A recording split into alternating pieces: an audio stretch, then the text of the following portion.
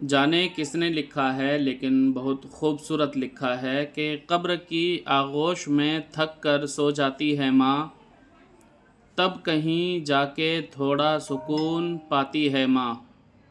فکر میں بچوں کی کچھ اس طرح گھل جاتی ہے ماں، نوجواں ہوتے ہوئے بھی بوڑھی نظر آتی ہے ماں۔ روح کے جذبوں کی یہ گہرائیاں تو دیکھیے، چوٹ ہم کو لگتی ہے اور چلاتی ہے ماں۔ چاہے ہم خوشیوں میں ماں کو اپنی بھول جائیں، لیکن جب مصیبت گھر پر آئے تو یاد آتی ہے ماں۔